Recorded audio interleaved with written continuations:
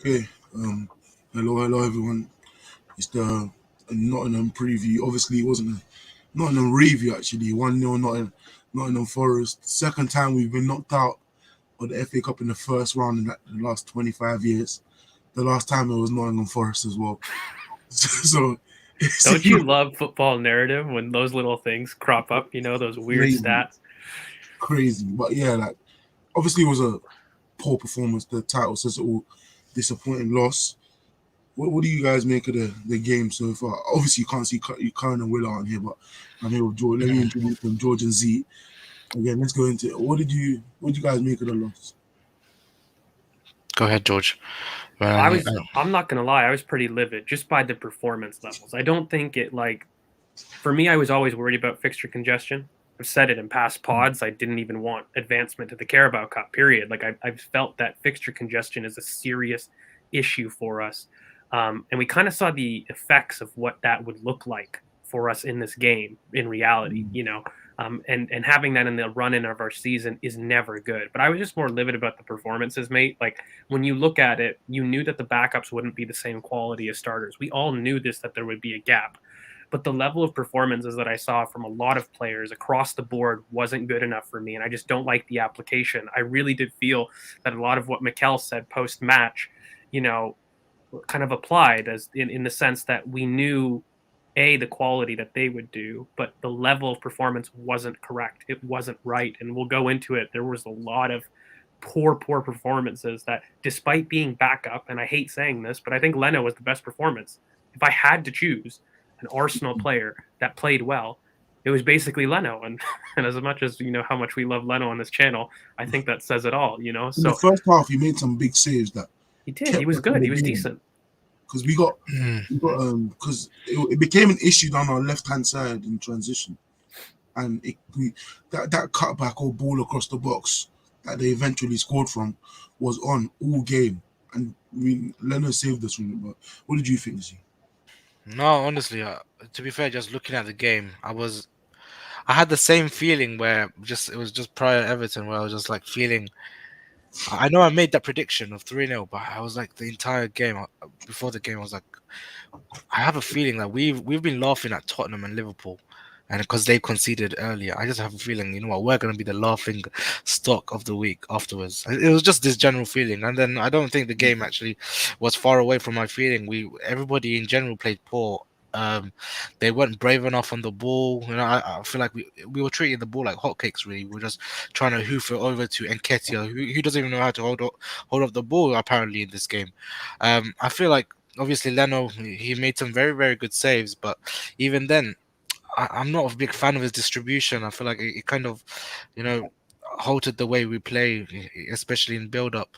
But I have to give a shout out to Patino. I know he was, thrown in this game. I don't think it was the game for him, and I said that because I feel like he was going to be physically bullied. But I don't. I feel like on the ball he was as good as he could have been. I mean, I get tired of trying to defend this because I've said it for so long. We've all had discussions on BoP that he's not ready. He's not physically ready, and there's a reason. That doesn't mean that he's any less talented. It doesn't mean that because this is the first time that you've seen him, and he wasn't as influential as you believed him to be.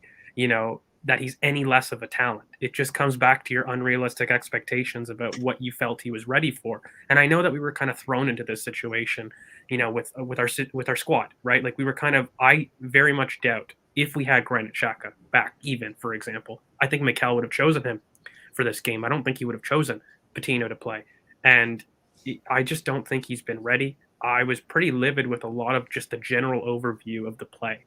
The 4-3-3 didn't work. There was no No. between the line balls into the eights. It was very clear in build up. They were cutting off the eights. Cedric and Holding each had a war for who could be worse.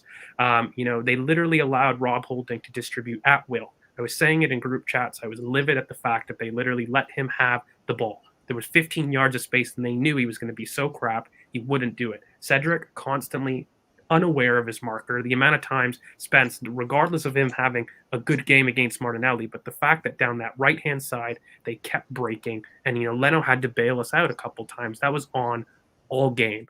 I was pretty upset with I think Patino hid, but so did Odegaard. Many players in those 8 positions, it was blocked off from build-up, but they both hid between the lines. There wasn't any verticality to the play.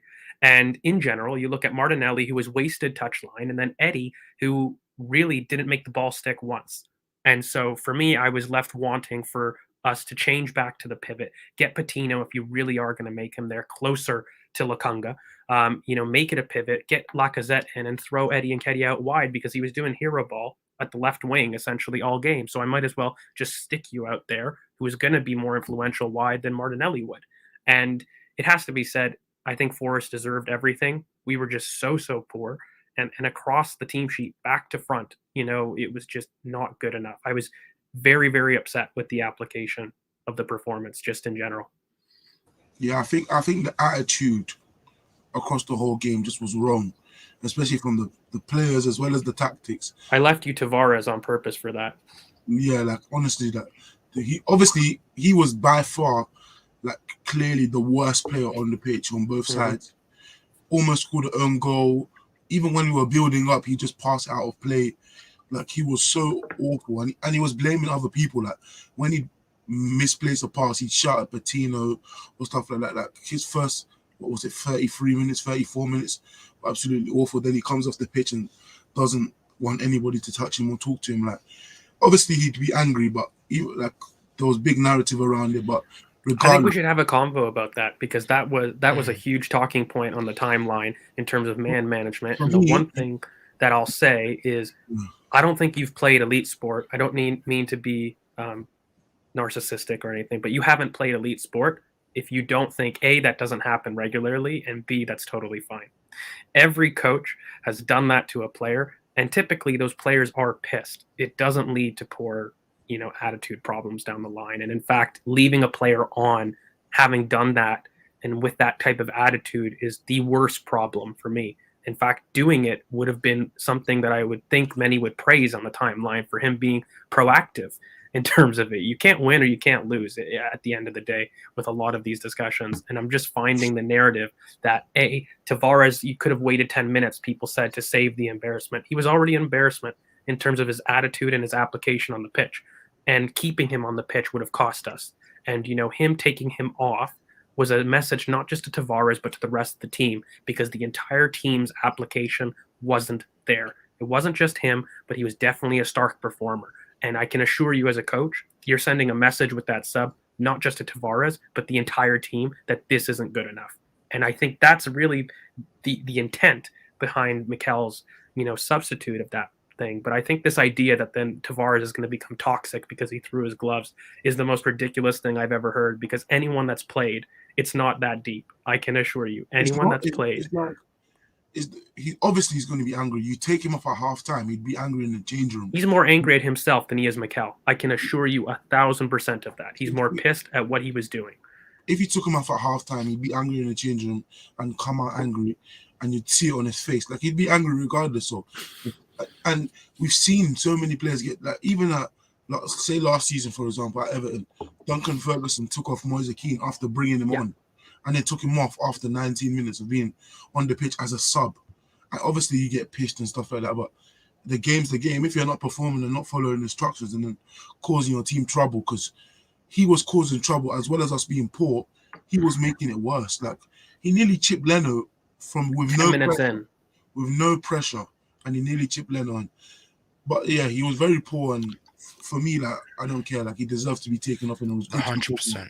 Because in the past, you leave someone on and they complain and say the narrative would have been like, why didn't he take him off? We're not proactive with our subs. We don't do anything early. So for me, he should have just been taken off because he was absolutely rubbish. I just feel like that whole sub, it wasn't just based off this game though. It just happened. It happened in this game, coincidentally. But I felt like that sub had to happen at any particular game for Tavares to understand that what you're doing on the pitch is not right. You're putting your players under pressure. You're causing your teammates to concede. He's actually been in fault for like at least 3 of our goals that we've conceded in the past, and he's been the main culprit. And this, I think, it could have been pre-planned for all we know. Like Arteta just had to do that. I don't think so. No, it could have been just purely because I feel like sometimes Arteta does this thing where he has to prove a point, and I feel like this was probably the best way he could. But there'd be no anger if it was pre-planned. He wouldn't Not know. in that sense. I don't think obviously Tavares knew, but I just feel like Arteta knew that okay, if Tavares messes around in the next 5-10 minutes in this game, okay, he's off, he's gone, he's gone. You know what pisses me off, Z mate? Like when we talk about these things, not a month ago, Mikel was backing Tavares after very bad individual mistakes in Liverpool Yeah. and putting him in. If it was an individual thing, then be consistent in your critique. Do you know what I mean? Like, Yeah, if I you're going to understand. say that was the case, then you have to say, oh, well, Mikel avoided what his principles were at Liverpool, which isn't the case, right? Like, there's a very big difference between somebody struggling for form and then you and your attitude on the pitch actually being negative. I think that is the big difference where, at least at Liverpool, he was performing the plan and he was just doing so poorly. There's a difference between Yeah. performing poor and your attitude being poor in But addition to play. that's where I feel like it's obviously been something that's been brewing for a long time, because obviously after the Liverpool and United game, yes, we can forgive you, you're a young player, but then once you stop trying and once you stop applicating yourself into the game and possibly even training is probably been lacking. Arteta sees those things, and based on on those, you suffer from that, and that's the consequence, that you get subbed off early. And if that's embarrassing to you, embarrassing to the fans, embarrassing to your family, who the heck cares? You learn from that, and you put your head in the game from the get-go next time, and that's the only way to move on. And it's not that deep. It can never be that deep. We as fans, we love a through line. We love drama. We love, regardless of what we do. I know that the manager's decision is going to be essentially questioned, regardless, whether it's a sub, whether it's whatever. It's going to have a negative connotation until essentially we're at the summit of where we want to be. But if you look at that sub, I genuinely, and we'll probably wrap it up because we're probably getting repetitive at this point. But Chris, I don't know about you. What do you think is the outcome from this decision? Like, I feel as though Tavares is a strong personality that kind of needs that. In terms of coaching, you always have different coaching styles for different people, right? I think that there's a certain amount of embarrassment or disrespect that you do to stronger personalities versus those that are maybe weaker and can't handle it.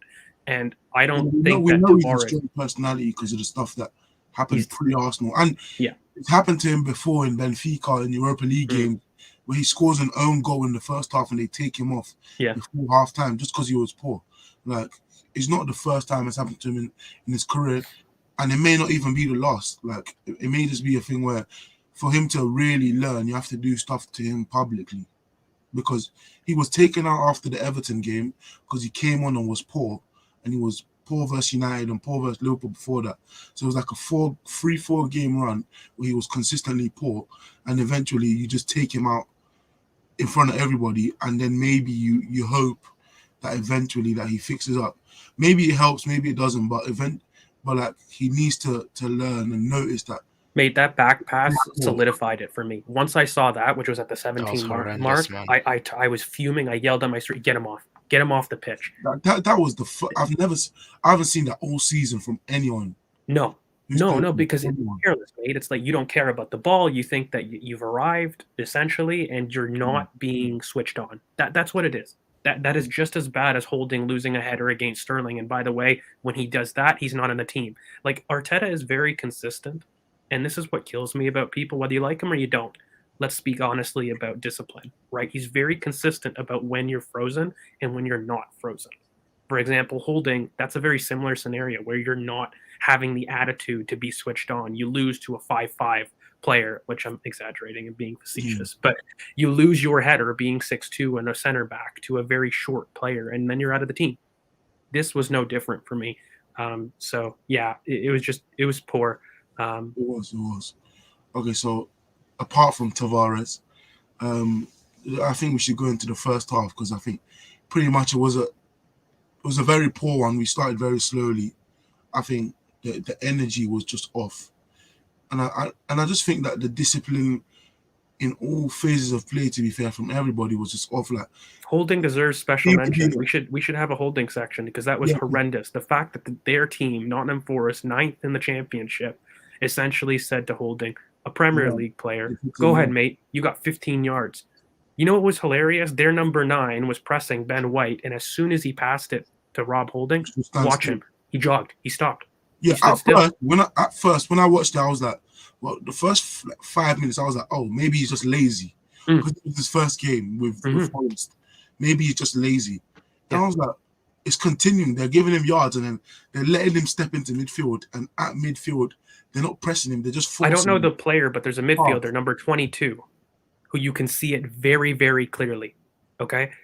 And when he goes to press the midfield high, he actually retreats when Rob Holding has the ball. Do you know how disrespectful you have to be as a player, but Ryan also a Yates. coach to backpedal as your opponent goes forward? Like, do you guys realize how disrespectful you have to be to do that?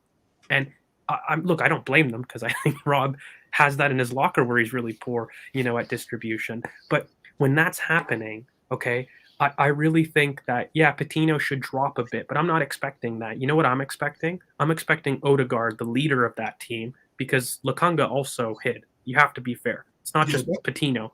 Lukunga also hid. But the thing that pissed me off is I didn't see Odegaard drop in like how Bernardo Silva was willing to that's come deep into that's the who pit. That's that's the who difference for me. that's And who that's why Holding I was looking critique for. him. When they let him step into midfield, Holding was always showing that he was Yeah. going to pass to the right. So they tried to block the pass on him, and eventually Odegaard would drop or Holding would just pass it out of play. And it was awful to see, like, as you said, ninth in the championship, a very, very clear plan to let Holding do whatever he wanted. And eventually Ben White just got frustrated and started to try dribble up himself and then lose the ball.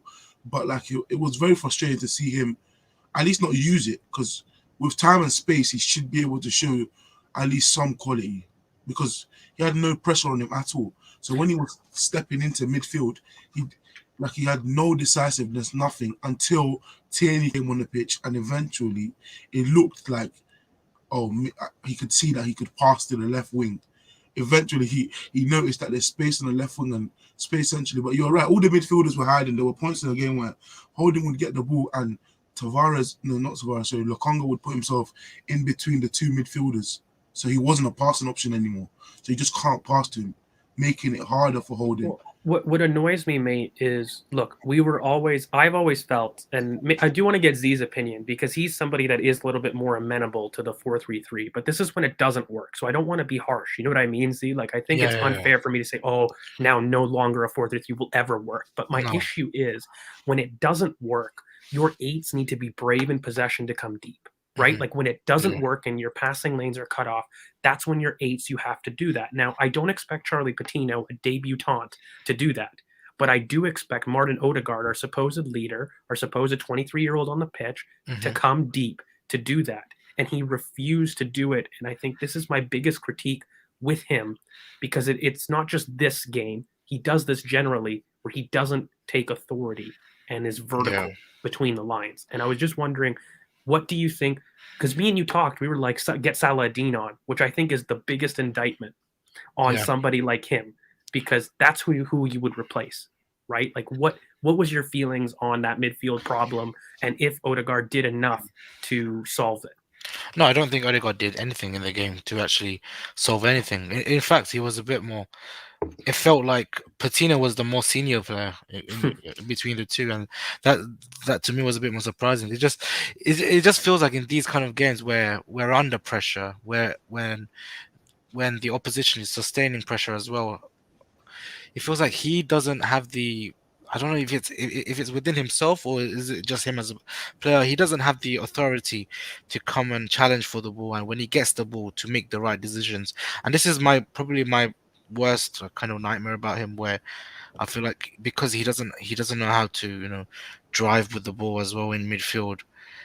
Everything he does becomes passive, and in these kind of games, you Is it cannot be time, mate, passive. just to have a conversation? Is this a Laka problem of home versus away? I've said this in the past, and I feel that he's very similar in mentality, where he just can't perform away from home, and he doesn't do that. If he gets hit away from home, he hides.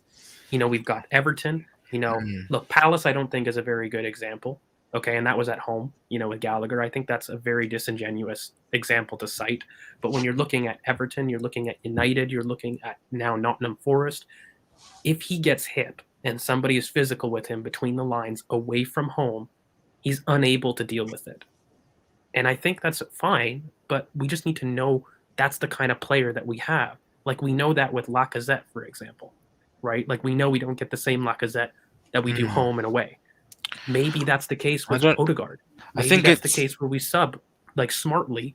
We have another option, and I know he had a yeah. knock, but maybe we understand what games are for certain people. I think it's that, but also I think like for him, for a player like Odegaard, we all know how good he is on the ball, how good his quality is.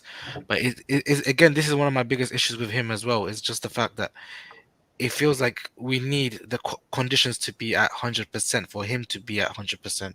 Hmm.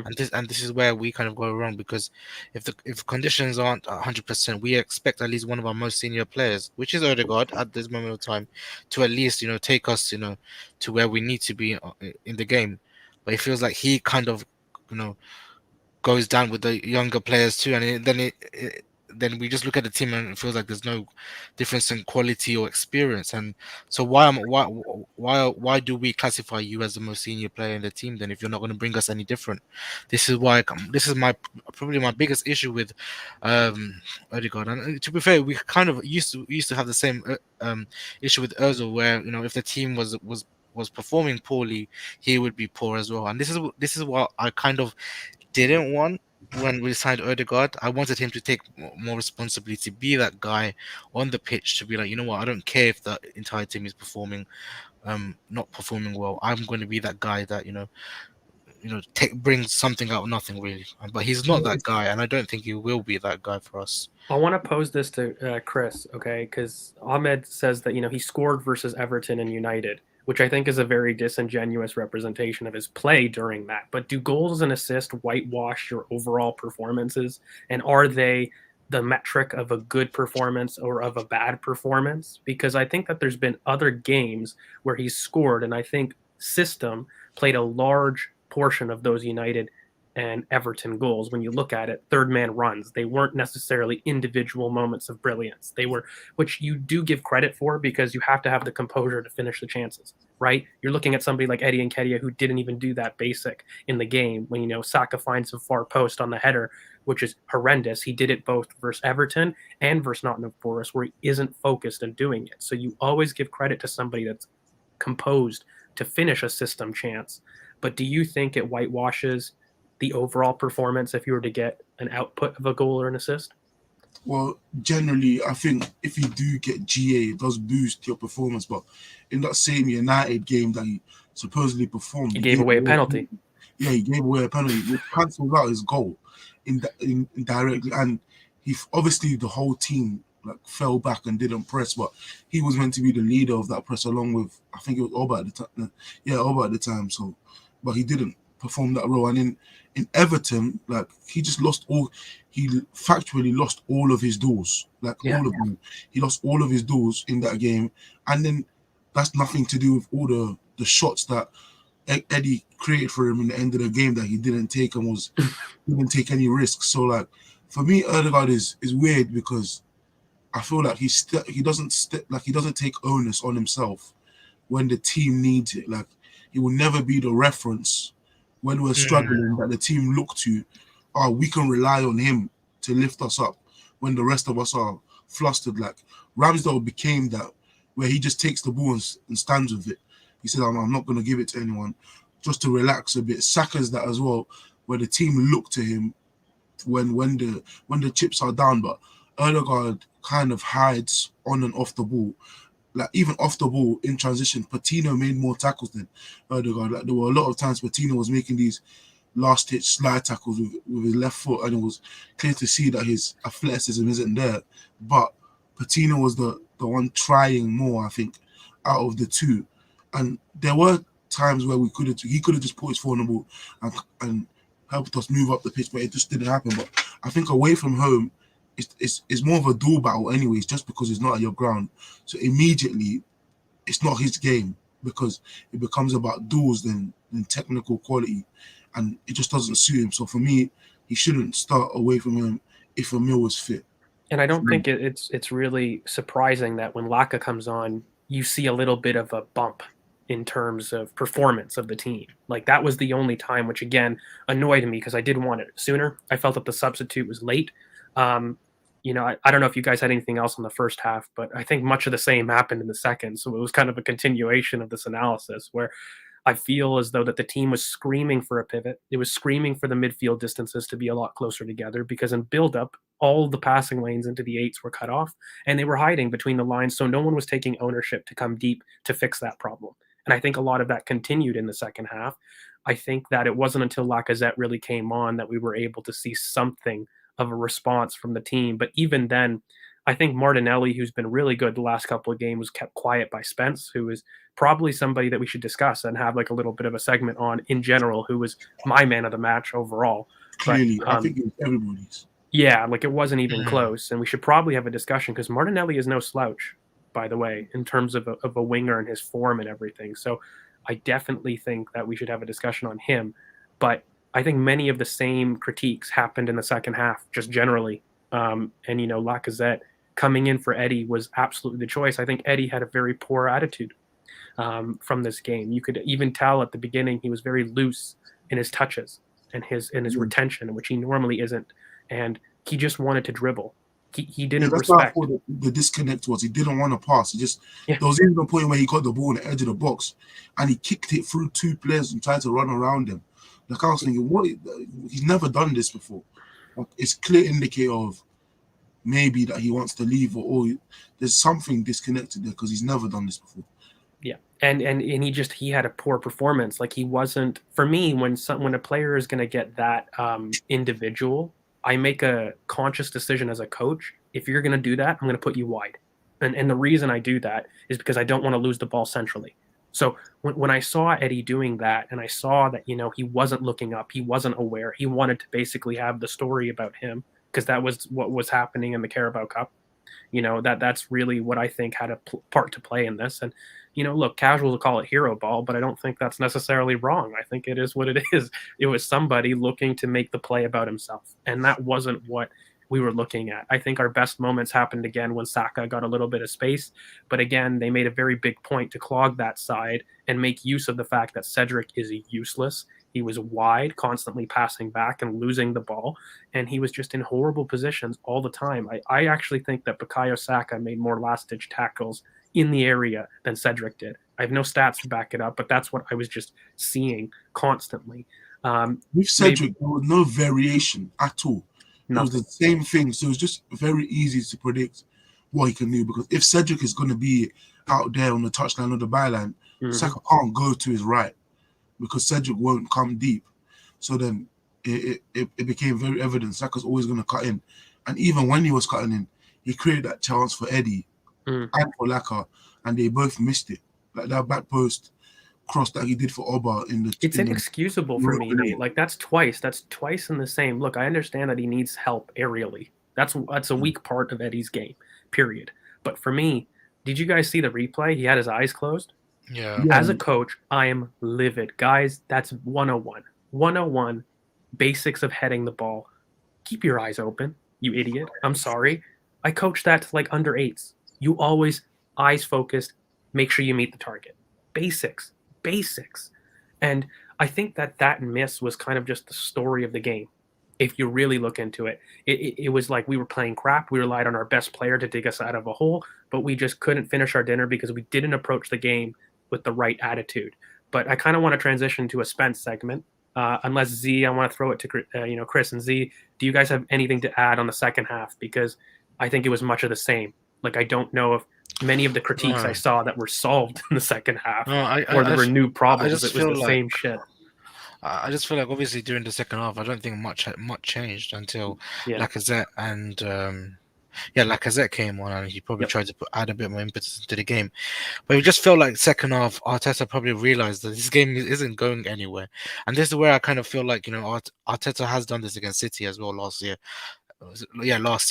Where he kind of wants to prove a point to the board. Look, this is what I have. And for me, for me, that Kolasinac sub meant the world to me, because I was like, you know what, this is exactly what you should do. Don't bring Beerif, don't bring these guys on, because don't put them in the fire right now once we're losing, because I don't want any of them to have anything to do with this game, especially when we've been poor. Put Kolasinac in and show to the board that this is the quality of players we have in our depth right now. And I feel like that was really important, and I hope I hope the board look at that and try and address it this window, because we need reinforcements ASAP. That I was believe, very pointed. I completely agree with you, Z. Like I was saying the same in group chats. I was like, that was a message to the board. Make no mistakes about it. He did the same in January before we got Pablo Marie and Cedric, if I'm not mistaken.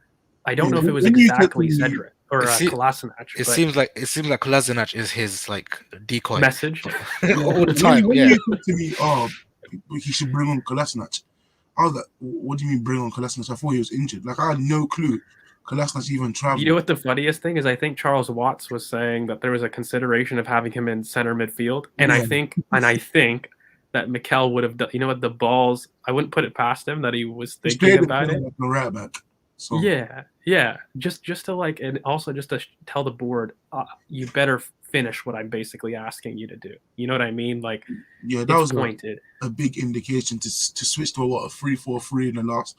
Yeah. It was like the 90th minute at this point. Like Mad. It was crazy. But on Spence, I do want to talk about, because I think he was the man of the match, and he deserves a shout. Man of the match. Like, Yeah, it was the first blip in Martinelli's run.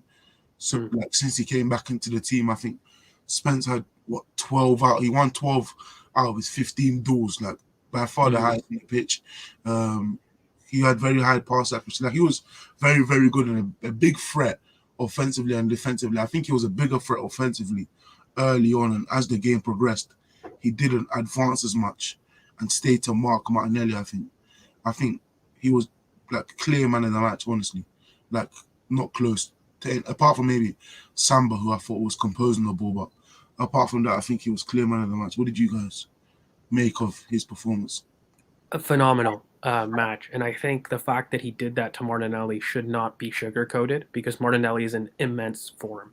And it wasn't even like Martinelli was poor. He was just made to have a poor game from Spence. That was a complete result of a player dominating that space. And it should be said that, for everybody shouting for him to be our new right back, it was an impressive performance, but just some history. Middlesbrough fans do not like him. He's a Middlesbrough player, and they actually sent him out on loan for having such poor performances. But just on the play, essentially, from that game, what I really liked was his variations in passing. So look, he was clearly dominant, shrugging Martinelli off the ball. He was clearly up for the challenge. You know what I mean? Like, he constantly won his duels. But what I really liked was his play in possession. He was really smart in between the lines and kind of inverted. He was playing through balls that were on constantly, and he had some nice variation where he went short but also long.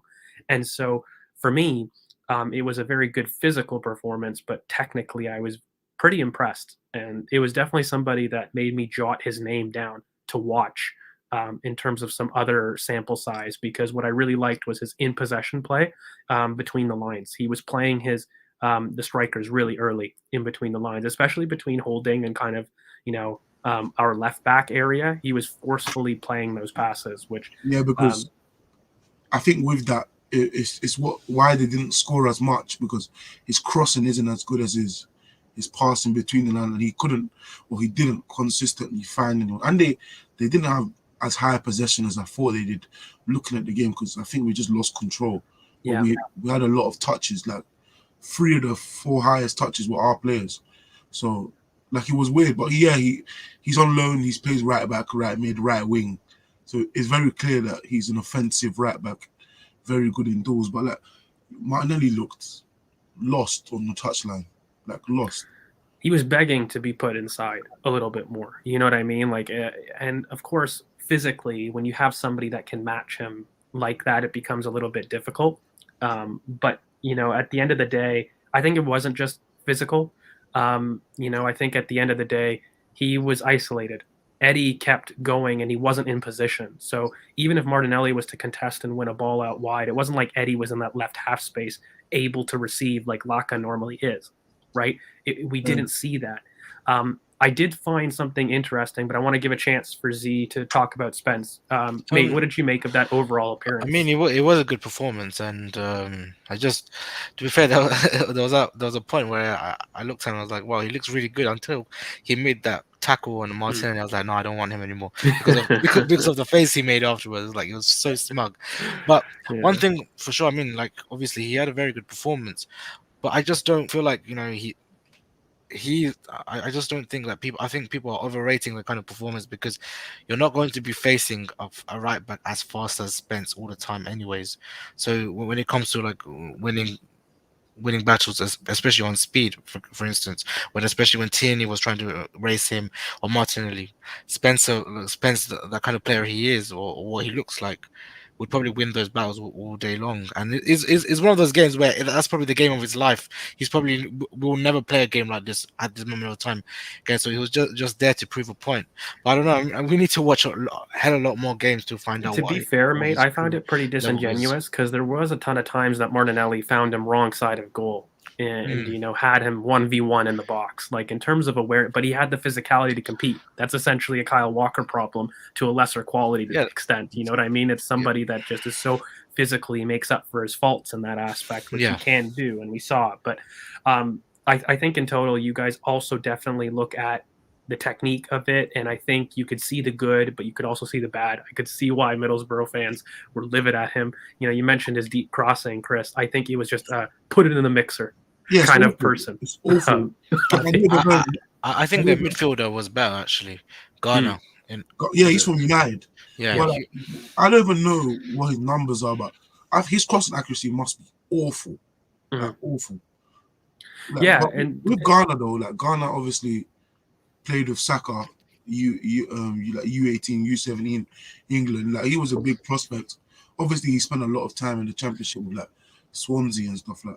What did you guys make of their pivot? I think they were good, especially. I don't think our midfield helped, but I think in transition they were sort of threatening, but allowing Patino to make a lot of tackles. But I just don't think they had a big challenge, especially with how our midfield performed.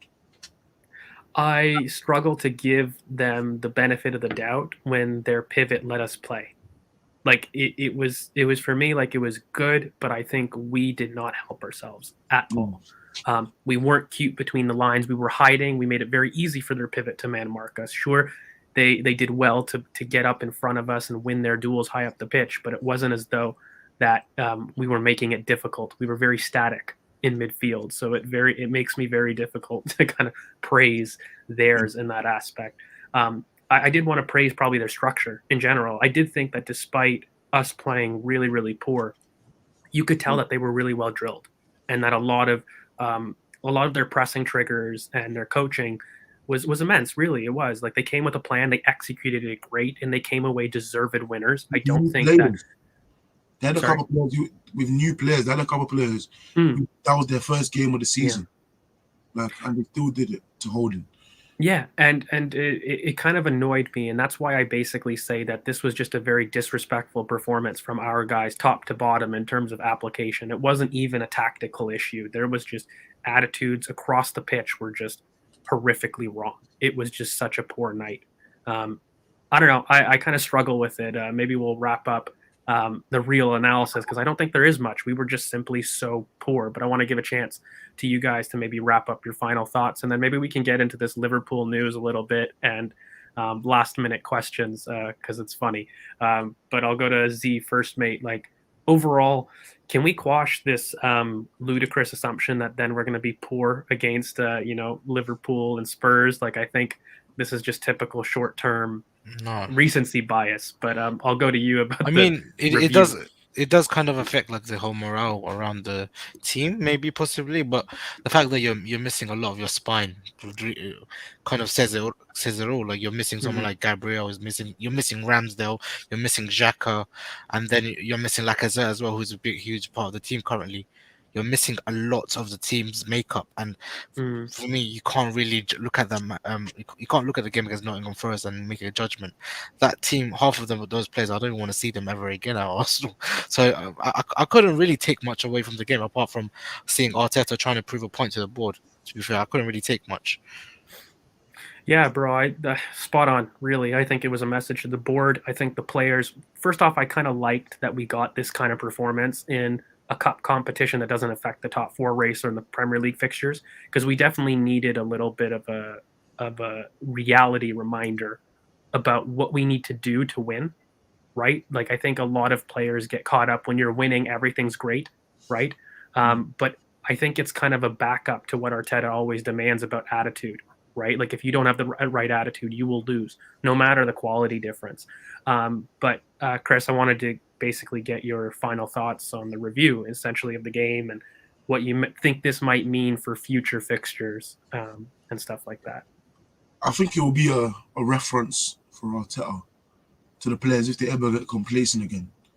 Because the two times we saw it, Everton and Forest, it's like a game where you still have chances and big chances, like the Eddie chance where you can still win, but the complacency just keeps putting us in positions where the other team are always at a place to capitalize, regardless of if they have the ball or not. Like you're always giving them moments, regardless of their quality, to capitalize. And no matter how good or bad the player is, if you keep giving them chances, eventually they're gonna score.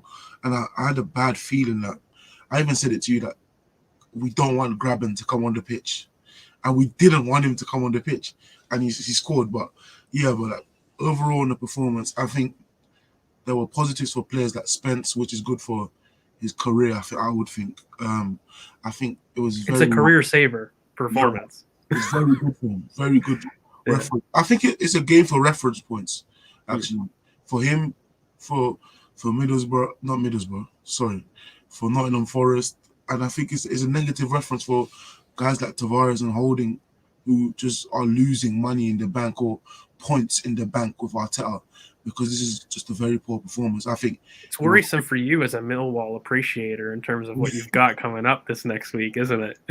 Yeah, like, oh god, this is not good. But I think why do I keep saying Middlesbrough? Nottingham Forest, I think they're a good team, like well coached, they are a good team, very well coached. I think this just goes to show that if you get complacent, regardless of what level you're facing, you can lose. Yeah, and I think complacency is the word for that game, because there were so many situations where if we just played to even a normal standard, we win that game. But we were just pouring in all thirds and in all phases, and I just want to give props to Samba, because I think his distribution all game was very good. Like he was very, very composed, and just, the press didn't seem to phase him. Even though the press wasn't that good, but the press didn't seem to phase him at all. Well, but even in tight spaces, like there was one moment, I forget the minute, but it was deep when Martinelli had a pressure and he was able to receive deep Samba and clipped it wide left, our right-hand side. And I thought, wow, that's phenomenal. Great ball, great awareness. But yeah, mate, like I agree with you. I think it's a game for that gives almost Arteta proof of a lot of the soft factors. Look, when a coach says stuff like application, hard, grit, motivation, players tune out. I've seen it. I've done it. I've experienced it. And I think it's not until you get performances like this, which, by the way, we're also riddled with first teamers. Sure, there was a bunch of second string, but, the top line, the Martinelli, the Saka, the Odegaard line, they're going to take it as a point to prove in terms of application on the pitch gets you results. And it's just as important to them as it is to the second string. I think that there was a lot of standard setting that this performance will do, because you've basically got our best performance of the season combined with our worst performance of the season, all within a week apart, and all within attitude changes, slight application, because we had similar tactics, by the way. If you were looking off the ball, Odegaard was tracking the pivot, still had, Bukayo and Eddie up top in that too. It was still very much the exact same tactic that they did a week ago, where the first teamers did a week ago and did it against the best team in the country. And then the backups weren't able to replicate that. So it absolutely is a point of reference for the squad. I don't think it hurts us in the interim. But look, lads, let's go to some funny narratives, because Z-Mate, you were in the back channel linking us the very funny Simon Hughes article about Liverpool potentially being investigated. And I remember on this channel we tried. Sorry? I said as deservedly. Oh, 100%. Because I mean, on this channel, we were livid, right? Like, I mean, look, I understand that we've got a little bit of like medical background here, so it's easier to make those conclusions. But I remember we were pissed, and I know I went hard along with Curran about just factually about COVID, how the facts didn't line up. So even if you were to get these suspected cases, which were likely rapid antigen and whatnot, PCR tests come back within 48 hours, and you will be sure of somebody having COVID or not. That's not a debate. You can be sure about that. And the idea, just to throw it out, the actual science, do you guys know what the odds are of a false positive test? Just period. I read it at 0.0000001% or something. So it's roughly like these tests, PCR tests in general, it's less than 3% is the likely. Okay. So at the population level, what that means is 1 in 1,000 people can get a false positive at a PCR. Now, if you start to add that with the same environment and you're looking at more than 3 people, these things exponentially grow. So the idea that you're going to get a false positive from the same household is for 3 people is 1 in a billion. Just for context. And so when you look at it, if Liverpool have over 5 cases that are false positives, 10. I know I'm just being nice, but they have over 5. I'm just trying to show to you the ridiculousness of what Klopp is claiming and what Liverpool have done. Mate, I think that they have to do. I would do a 3-0 forfeit. I think it's only fair. How in the hell are you going to do a fine after that? That was ridiculous. We were livid on site. We said it doesn't make sense scientifically. And then by the way, their training ground closed for less than a week. It opened Friday. No, the game was meant to play Thursday. Yes. Everything else opened Friday, and everybody was back. But it closed for a couple days, mate. Like that doesn't even make isolation protocol sense. You don't close something for 3 or 4 days and then open it 3 or 4 days later. It has to be a week minimum, and they didn't do it. So I was trying to like understand, and I was livid, mate. I was livid with it. And so I don't think a fine is enough. They won't get it because, Liverpool are the love childs of the FA, but it's ridiculous. And any Liverpool fan that was defending it, you're a nonce, I think is the right term that you guys use, isn't it? But I want to hear what you guys' thoughts are to it, because I think mate, what would you do? What would the punishment you be do? Because evidently they lied. Simple as that. Give us a 3-0 win. Like that's it. That's it, isn't it?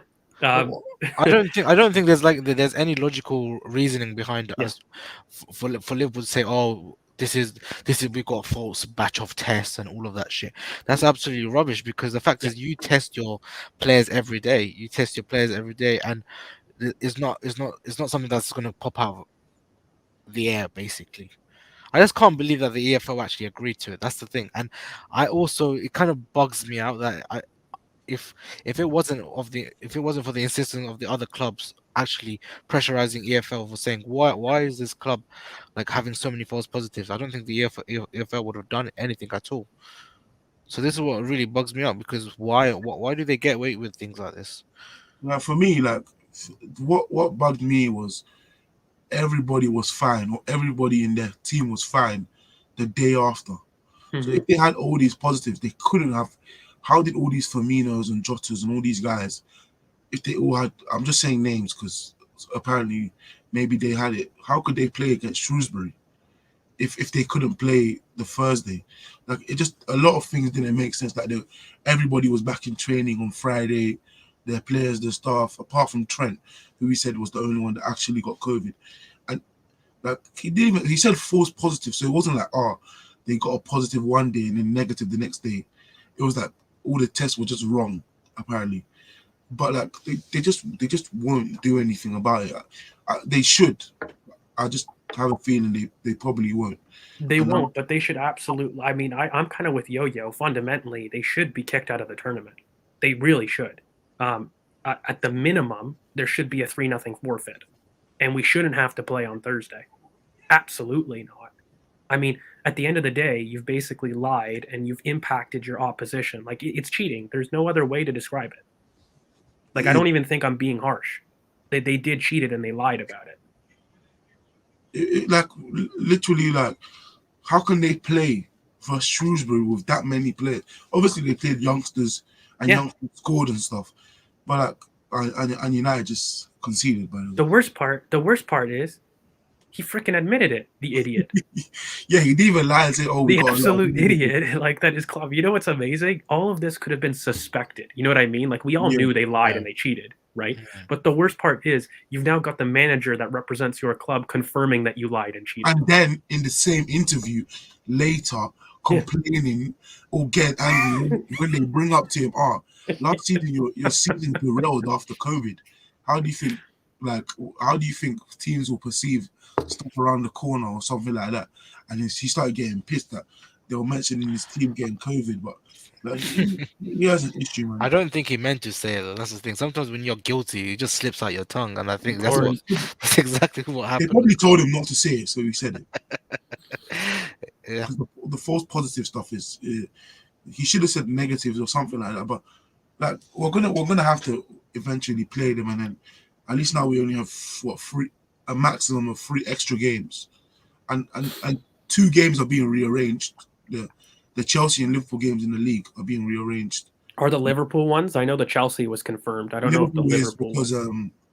so Liverpool was meant to be the 26th of February, but the Carabao Cup final is the 27th, and one of us is going to be in the final, so it has to be rearranged.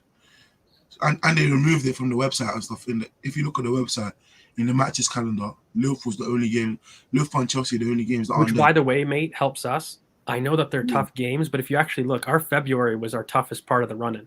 Yeah, and 2 of them they took out. 2 of the games they took out. Which is phenomenal for us. But yeah, I just thought overall kind of what this means in terms of the Liverpool, the EFL, and I think also Balogun, because I think on this channel we also did say, by the way, so another narcissistic pat on the back was Balogun and Granit Xhaka likely got COVID the Tuesday the week before. I remember saying that on this channel, and people are so confused. Why is Balogun able to travel to Middlesbrough? Because guys, it's a 1-week isolation. It lines up. You know, if they've found out on Tuesday, which is why they weren't in training, by the way, and they weren't in training pits as of Tuesday, that means that he's free to go on the Tuesday after, and that's why Middlesbrough basically are able to sanction their loan with Balogun. But maybe on that topic, do you guys want to? Because Xhaka will be back. I just want to confirm for everybody if they want. Whether Mikel wants to play him both games in a row, I don't know, but he will be available for selection COVID wise for those games. But what do you guys? Huh? He has no choice, I don't think. Yeah, I don't think he has a choice. But choice. I just wanted to ask you, what do you guys make of the Balogun Middlesbrough loan? Like, I think we haven't really talked about it too much, and I feel like that's a good last segment to kind of transition to. I've got some very positive thoughts on it, but I'll go to maybe Z, you first, mate. What do you make of that loan basically being confirmed? I don't know. I mean, to be fair, I mean it's good that he's actually gone to the championship. I mean, he had quite a few clubs in the Bundesliga and some in the French league that were interested in him, but I wanted him to actually test himself, you know, within English football. So let's see how he does. I'm hoping, you know, um, he doesn't. You know, I'm hoping he performs to the level that we all know he can perform. One of the main things is though, I'm just hoping that the manager doesn't treat Balogun the same way he treated Brewster at Sheffield. That's the only kind of thing because it's not good. It won't be good for his development. We all know the current manager. I don't know why I've forgotten his name. Chris Wilder, Wilder. yeah, yeah, Wilder. We all know he has very good Is there something to be said though, Z mate, that he actually wanted Balogun prior to Brewster and he wanted to sign him permanently as well, even at Sheffield? Like, do you have the same fear if he's like previously tried to sign Balogun really heavily in the past? I'm sure he was linked at one point with Sheffield United. He was. Before Brewster. Yeah. And Brewster, even Brewster in the season though, he played a lot of games, just didn't perform. Yeah, he didn't perform. Yeah. He didn't score one goal.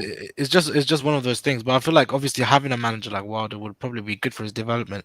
I'm sure you've all seen the Ramsdale interview where he kind of describes how Wilder is as a person, and it probably will be a good kick up to Balogun. He's authoritative. He's more of a dictator. It was very good. So with that in mind, and with the kind of football that Wilder plays, it's a win-win situation in that sense. I just hope, like I said, he doesn't fall the same way Brewster did, because then we don't want to see that. But look, guys, I think he goes back on loan again after he comes back. Yeah, so I'll go next then. with Balogun, obviously you go into a good team, 7-match unbeaten streak, 3-5-2, fighting for the playoffs, so it's going to be competitive, and a chance for extra games with big stuff on the line actually, which a pressure situation where he performs.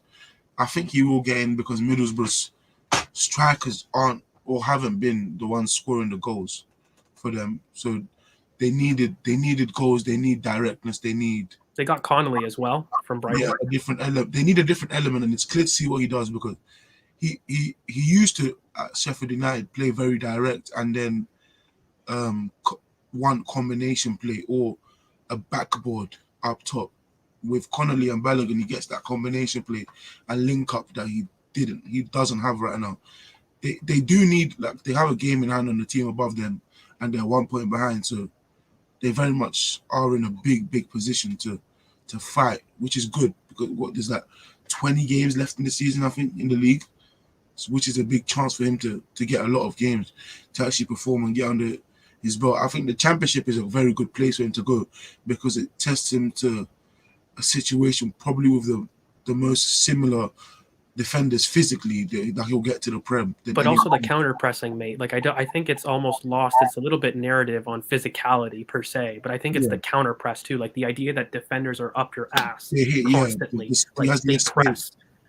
He'll have less space than he would have in a Bundesliga or academy football. I think it will get him used to the atmosphere and stuff that comes with playing at a top team or at Arsenal in general, because there is a lot to fight for. That's what I'm happy about, by the way. Just that it's a team with a lot to fight for, especially not a team that's above, fighting to stay above, but a team that's fighting to climb, which is sort of the situation we're in, where we're kind of fighting to climb. But yeah, what do you think of the Mate, I loved it. I said in the past, I prefer giving a striker to a team challenging promotion than relegation. And a lot of people seem to question that. But for a striker, you need goals. Goals are much more important for me in a promotion battle than they are in relegation, because in relegation battles, normally it's defense that keeps it in or out. Of course, goals are important at both ends, but typically goals, or rather chances, are much higher in promotion level teams. And so you get far more chances to score goals in those teams. Whereas in relegation fights, you don't get a lot of chances, and so you have to be hypercritical, or hyper efficient rather. And so that actually places a lot more pressure for me on a player that's just getting accustomed to a loan that hasn't had a preseason. And so when I do look at loans, I'd much rather you get into a team that is similar to the formation you've played, which again, we've mentioned, it's very similar to the 3-5-2 that Betsy plays. Also how Chris Wilder he always uses somebody in the left half space to have an overlapping center back. And he really uses the pivot in the left half space. We saw it with Sheffield as well, by the way. And he uses kind of that right-hand side to really exploit the outlets. And I felt as though it would be a perfect matchup for Balogun, who that's his game, right? He drops deep, particularly in the left half space. Huh? It was McGoldrick, Sheffield. Exactly. And so that's the rule that he'll have in play. And then when you combine it with Connolly, who's absolutely that outlet, I think that they're going to have a really great run. They're definitely fighting for things in terms of promotion. They're definitely in and around in terms of the points. The rule makes sense. He has the best coach in the Championship. For me, Chris Wilder is absolutely the best coach in the Championship, and he'll take very good care of him. He, by the way, knows what the standard is like in the Premier League, and so he's got an experienced coach that he will respect. I think that's a big thing with Balogun, because for me, Balogun's that like alpha male. When people start talking about Drogba, the one comparison that I say is he is the guy in the room that demands respect, and he's cocky. He is what he is. He does think he's the best person in the room. But he needs somebody that will, for me at least, shout and be very authoritative with him, because otherwise he looks to exploit those things. And for me, Chris Wilder will not take any of that shit. He will make sure that he's grounded in terms of his role and his responsibility. He has that strong alpha male personality as a coach to deal with somebody who's a little bit of like a loose, untamed Mustang in Balogun, who has clear quality. But, you know, if he doesn't respect you, he won't try for you. And you kind of saw that even with Betsy, who I think has a little bit more of a relaxed leadership. I felt like he took the piss in the under-23s and he didn't care. And so while he was in a role, he never was learning anything because he knew he was too good for that level. And so you'll just turn it on late in games. Yeah. He decided when to go on and off. And the one thing I really am excited about, by the way, is Chris Wilder does employ off the ball structure and pressing. And so I think that's one of Balogun's major weaknesses that he definitely needs to understand, because he's not a willing presser. So, yeah, for me, mate, I love the championship. I think that's the developmental loan pathway I want us to use with all of our youngsters. Start them either in League One, then go up through the championship. Exactly what we've done with Ballard, who's injured, at your boys' place. But We'll be back soon. We'll be yeah, back next month. Next month. He's been out. And you guys need him too, by the way. Yeah, he's been out with a knee injury since November. He had a surgery, which is why he hasn't been playing for the people looking for his games. He got a knee injury in November, but he'll be back in February, March times to let us push for the promotion. Promotion. But I haven't spoken about Millwall in a minute, Yeah, maybe we should have like a little thing. If guys in the comments, you guys let us know if you want Christina to have a little special Millwall segment in the next pod or another one. But it was a good game. It was a good game. The FA Cup does bring good games. Every FA Cup brings like Bournemouth aren't even a pro team, and they progressed.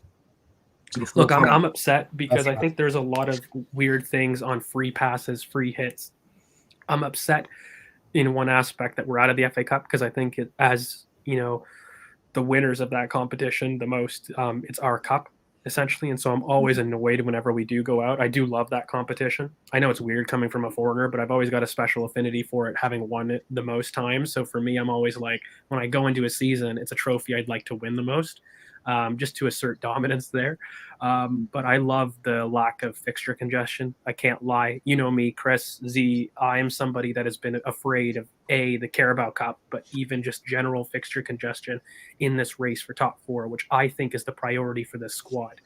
And I think all in all, nothing can be said that it's a day to forget. It's a poor day at the office. No, it doesn't mean that, from now on, Arsenal are going to be poor and it starts a bad run of form.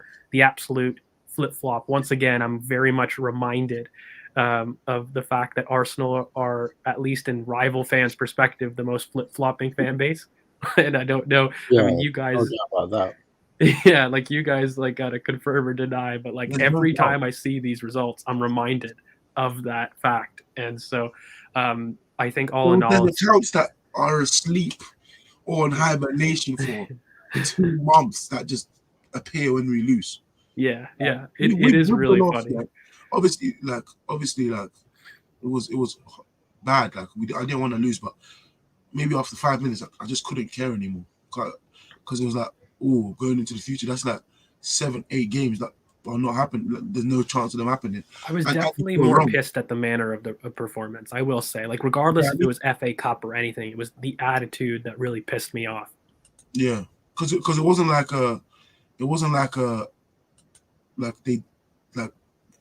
we turned up and they were better.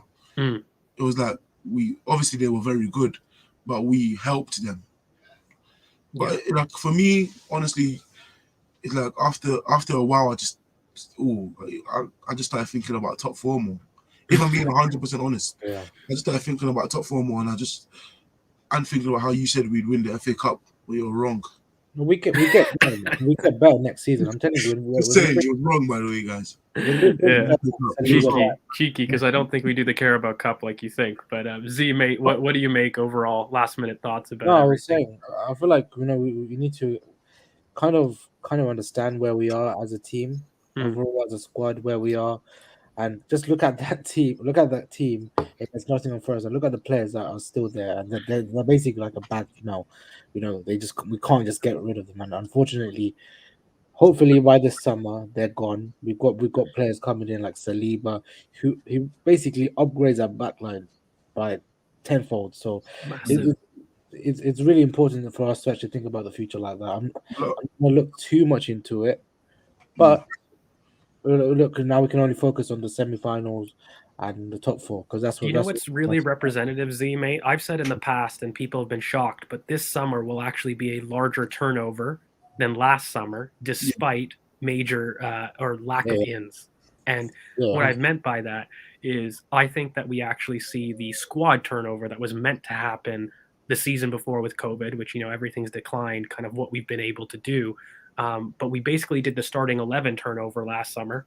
This season, we'll see the squad depth turnover. And that's because by adding one or two starting quality, we push players that were starting to the bench. And you inadvertently really improve the quality of that squad just in general. I mean, for example, Saliba coming back gets you a phenomenal right center back, but at the same token could push Ben White to right back, adds depth at center back for Tommy. How I like to describe the biggest upgrade that we could potentially see is you look at Rob Balding, I will say that. Sorry, needs to be corrected. Pablo Marie and Callum Chambers could and will be replaced by William Saliba, Daniel Ballard, and Ben White in terms of players. And for me, that's just phenomenal depth. Or rather, Tommy. Tommy's probably better than Ben White because Ben White is a little bit more of starting quality. But like that's what you're replacing in squad quality depth, right? And Leno has to go as well, mate. We can't forget Leno, that. you know me. Sign up Sam Johnson for free has been the move for almost forever. Another homegrown keeper that's age 31. Otherwise, get Ramsdale a friend, from Coventry. Yeah. But yeah, mate, like I'm excited because I feel like this summer we're going to see huge turnover. And look, it starts with the January transfer window. We kind of ended on transfers, and the only reason that I'm going to chill with talk maybe from the comments because guys, we're going to have that big transfer space that's coming up on Wednesday. So keep your questions in mind. Make sure that you for Balogun is he's going to play the Middlesbrough got the winner of United or Villa, so he's going to play against United. I think probably United's winning one right now. I think so. He's probably going to end up playing United in the FA Cup and scoring. Yeah, and so just to wrap up, guys, if you guys have some questions about transfers, like we did see some of them, but we're going to do a big transfer space. Get your guys' opinion too. You'll get an opportunity to kind of call in as well. We'll do one of our transfer spaces again on Wednesday, so look out for that. Definitely jot down your questions both in this video, but also for that kind of Wednesday video. But lads, any last minute thoughts, or should I do my robot thing? George was wrong. Yeah, that's my final thought spot. And United have 37% possession. That's mad. Can you guys imagine what's going to happen on the Premier League game? At home. Yeah. When's the Liverpool preview? We'll probably work that into the Wednesday video. I'll be real, because that's on Thursday, isn't it? Yeah, it's just gonna be a big, massive one, and everybody just needs to tune in because it's gonna be. Liverpool is Thursday. Yeah, so we'll probably work in maybe the first 20 minutes of that vid. We'll do a little bit of a preview before we get into the transfers. But Z, mate, any last minute thoughts? No, I've got no last minute thoughts because I'm tired. we're keeping tabs on this, essentially. But anyways, lads, make sure that you like, comment, subscribe. You hit that bell for notifications. You can find us at BoP Footy on Twitter. Of course, for myself, you can find me at GeorgeV_AFC. Z, mate, where can they find you? Private Arsenal _Z on Twitter, and that's it, man. Yeah, Christina, where can they find you, mate? Pure CKK on Twitter. Go Curran at Curran BOP and Willow at the one Willow. Yeah, and lads, thank you again so much for all the support. Like we say it every vid, but we do mean it. I still can't believe that there are people out there willing to listen from a bunch of people from South London and this weird Canadian who has his horrible pronunciations. And we appreciate everything. Make sure that you guys share the channel with people if you enjoy the content. We do got some exciting stuff coming up. Of course, starting with that transfer space that you guys seem to always love. Those always bang. So I'm excited to talk about that. We can get into the Vlahovic. We'll probably also have a talk about finances. Maybe guys in the comments, if you have any questions about finances and if you would like that as a separate pod, because I think that's a really big expertise of Z particularly, and I think that's something that we would want to do. You guys let us know if that's something that you guys also think would be really cool in terms of just a breakdown, pre-tax, post-tax, gross. What do those things mean? What are some football transfer myths? Yeah, we need one on financial literacy. 100%. Yes, that's a perfect topic. We will call it financial literacy. And, I think that is something that you guys should look at. But yeah, anyways, thank you so much again. Villa again were outplayed by United. I think that's good. Well done, Poncho. I agree. But anyways, lads, we're gonna leave you guys because we'll see you guys on Wednesday for both the preview /transfer special. Cheers again, lads.